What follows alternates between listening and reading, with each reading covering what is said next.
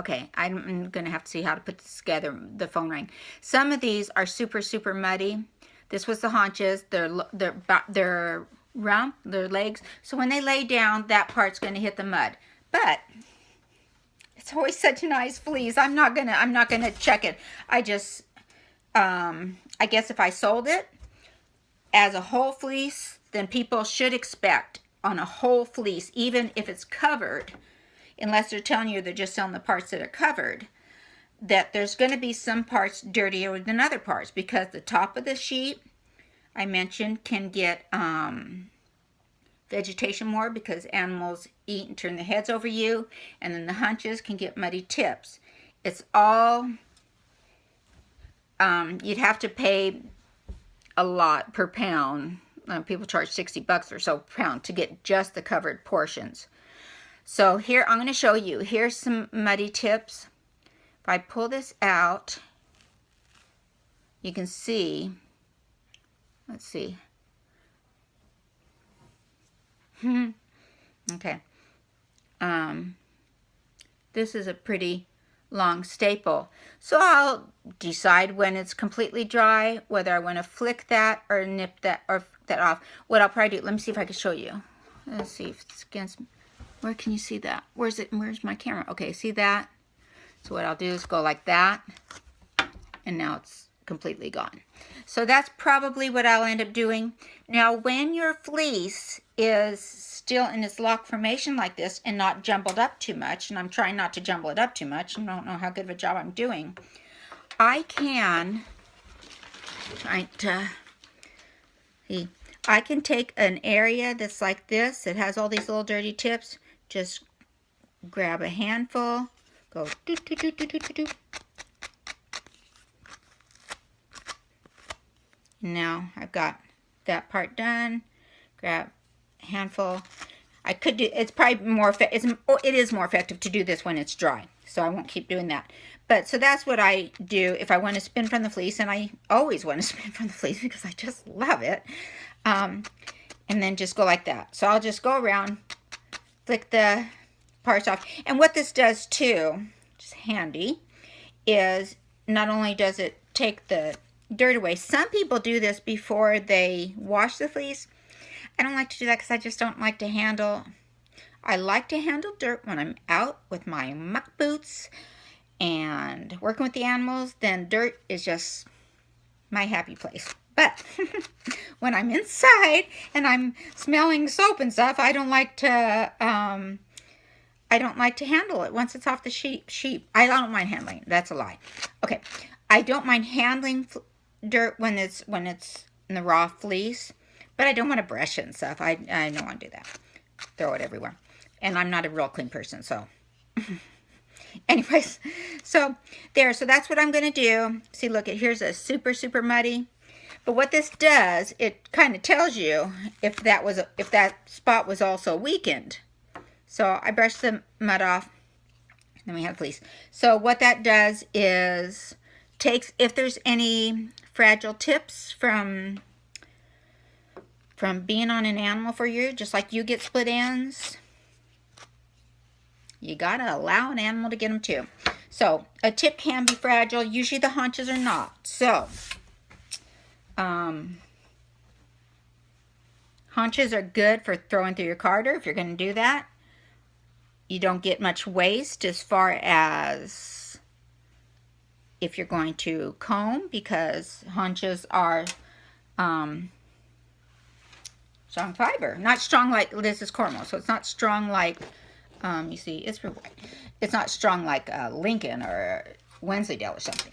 It's strong for Cormo. Like, it's not fragile, going to break up.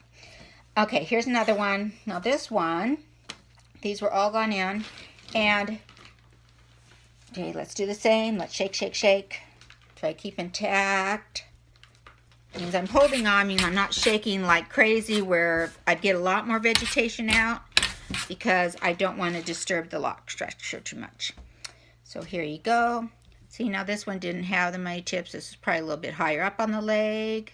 But it's not the back, because there's not the vegetation in it that a back might have. The thing is, here's a little bit, you can tell.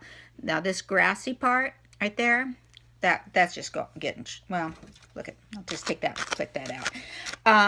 If it's on the end of the lock, then it just brushes out, and I don't consider it a contaminant whatsoever. But if you were at a mill, they might run it through, and you might end up with vegetation in your fleece, and that is why people end up having it combed, because they don't want vegetation in their fleece, but they also thought it was better for the character of the fleece to not be coated year-round, or because their farm costs and labor expenses or the sheep's personalities didn't allow it. I did not coat this last year.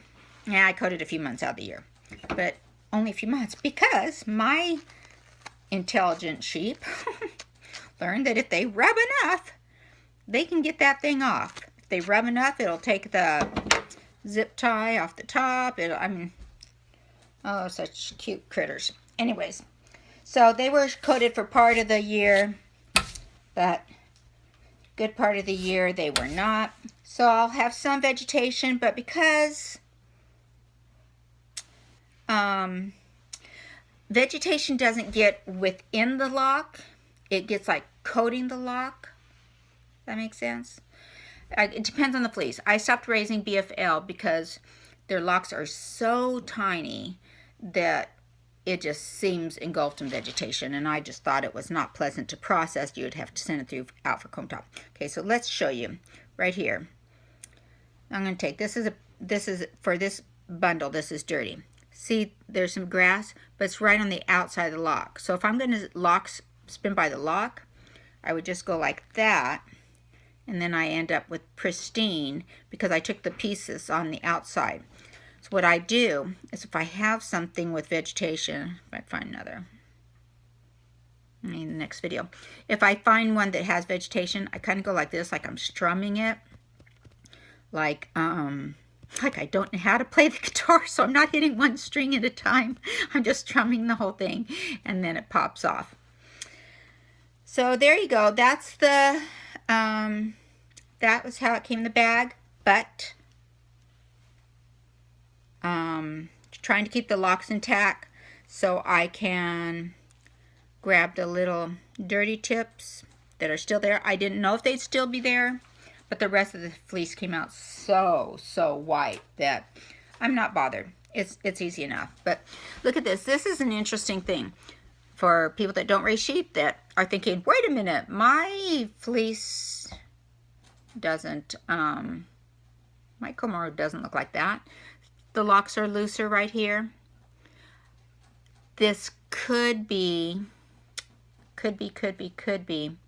some other genetics that showed up, because just like black sheep, occasionally something could grow up, or it could be that this is just a little bit lower on the leg. Sometimes sheep won't be quite as crimpy on the lower part of the leg, but it feels like silk.